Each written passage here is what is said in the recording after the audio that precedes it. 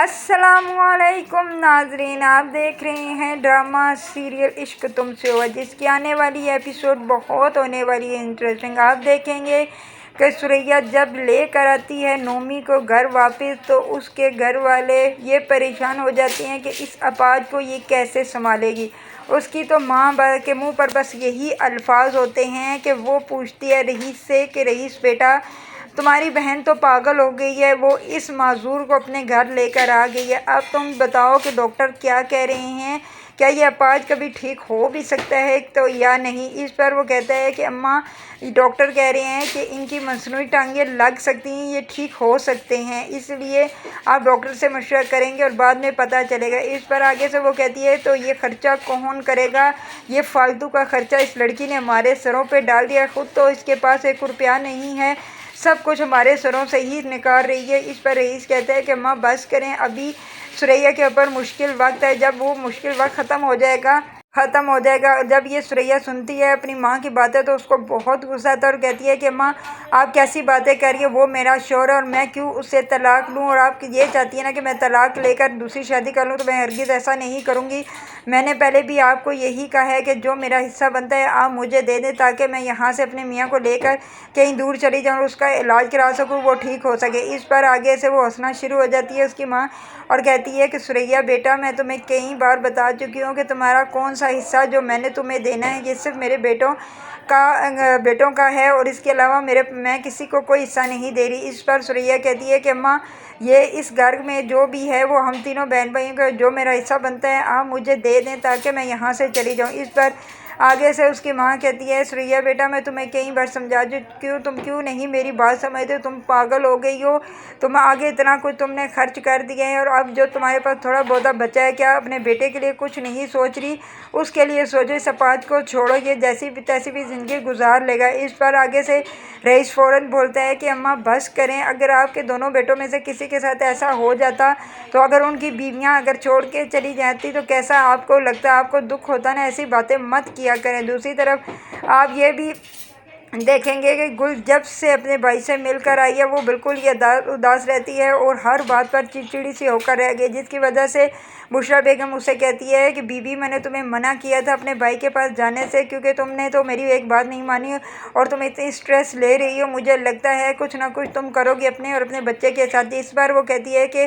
खाला जान आप बस करें, आपको क्या, वो मेरा बच्चा है, मैं जो मर्ज़ी करूं, आप लोगों को कोई फ़िक्र करने की ज़रूरत नहीं है। इस पर अहमद कहता है गुल पागल तो नहीं होगी, क्यों, वो तुम्हारा ही बच्चा नहीं है, वो सिर्फ मेरा भी बच्चा है, और मैं जो कह रही है अम्मा वो बिल्कुल ठीक कह रही हैं। इस पर गुल कहती है कि मुझे पता है जो मैंने करना है जो नहीं करना, और वो मेरा भाई था, क्या मैं उसको छोड़ देती और क्या मैं उनके पास नहीं जाती, ऐसा कुछ भी नहीं हो सकता। ये कहकर वो वहाँ से चली जाएगी। इधर सदीक सब अपनी बीवी बुशरा को बहुत समझाते हैं कि बुशरा तुम उनके मामलात में मत अमल दखल करो, वो बच्चे हैं, अगर कुछ ऐसी वैसी बात हो गई तो सारी उम्र पछताती रहोगी। तो इस पर वो कहती है कि क्या पछताऊंगी, मैंने उसे माफ़ तो कर दिया, इस घर में रहने की इजाज़त दे दी, नहीं तो वो लड़की मुझे एक आंख नहीं बांधती थी, मैं तो उसे यहाँ बर्दाश्त ही नहीं कर सकती थी, मैं तो सिर्फ उसे अपने पोते के लिए बर्दाश्त कर रही हूँ ताकि वो इस घर की नस्ल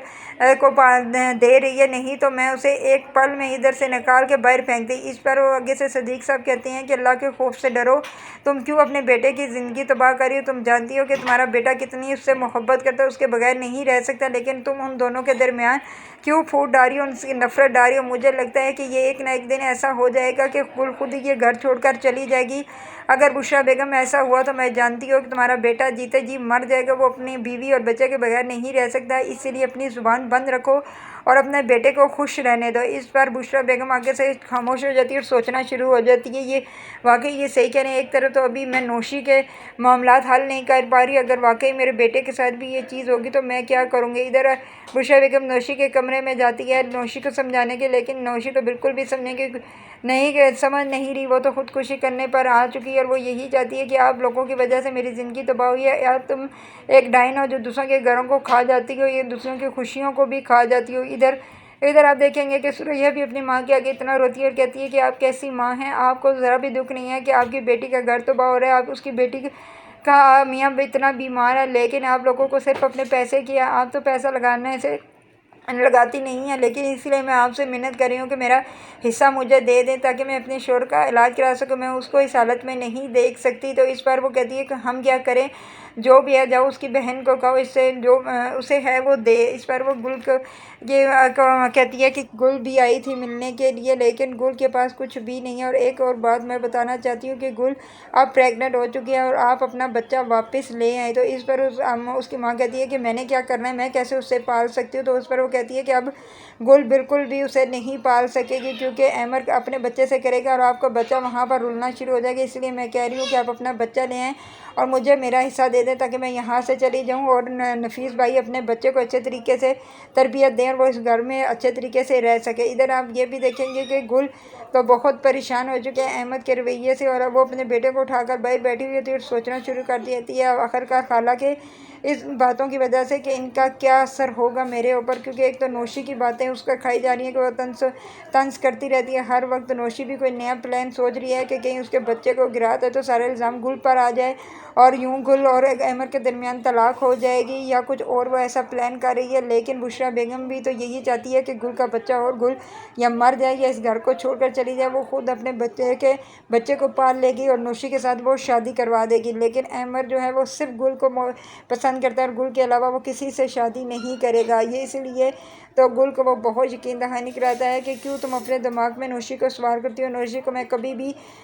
वो वाली जगह नहीं दे सकता जो तुम्हें दी है। इस पर गुल तो थोड़ी देर सही होती है, लेकिन फिर उसके दिमाग में यही भूत सवार हो जाता है कि वो मैं इस घर में नहीं रहूँगी, मैं अगर तुम्हें मेरे साथ जाना है तो चलो, नहीं तो बेशक तुम यहाँ रह सकते हो, मैं अकेले ही अपने बच्चों को पाल सकती हूँ। इस पर आगे से अहमद उससे कहता है कि क्या हो गया है, तुम ये क्या हो गया गुल, कहीं दिमाग तो तुम्हारा ख़राब नहीं हो गया? क्योंकि जब से तुम अपने भाई को ऐसी हालत में देखा है मुझे लगता है कि वही स्ट्रेस तुम्हें ले रही हो, तुम्हें कुछ समझ नहीं आ रहा कि तुम कैसी बातें कर रही हो। अगर ऐसा हो गया तो मैं क्या करूँगा, ना मैं तुम्हारे बगैर रह सकता हूँ ना ही मैं अपने माँ बाप के बगैर रह सकता हूँ। अगर और ऐसा कैसे मुमकिन हो सकता है? तो इस पर आगे से गुल कहती है मुमकिन हो या ना हो मुझे कोई परवाह नहीं, हाँ तो मुझे अलग घर ले दो, मैं अपने घर में रहना शुरू कर दूँगी, तुम बेशक अपने माँ बाप के पास रहो और यहाँ पर नौशी के साथ शादी करके अपनी ज़िंदगी गुजार सकते हो, मेरी तरफ से कोई पाबंदी नहीं है, मैं तुम्हें इजाज़त दे रही हूँ। इस पर अमर कहता है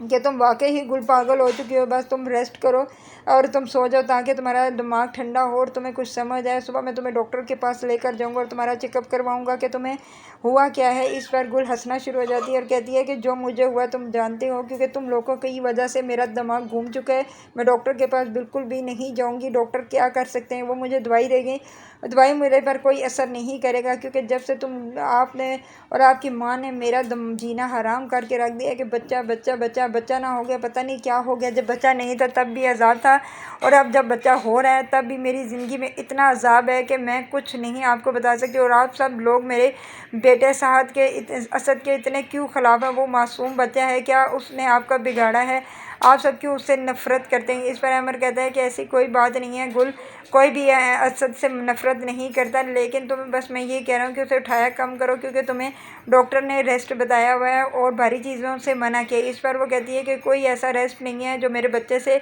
आगे हो, वो छोटा मेरा बच्चा है, मैं उसे कैसे अकेला छोड़ सकती हूँ? अमर आप मेरी बात को समझते क्यों नहीं है? इस पर अमर कहता है अच्छा ठीक है, तुम सही कह रही हो,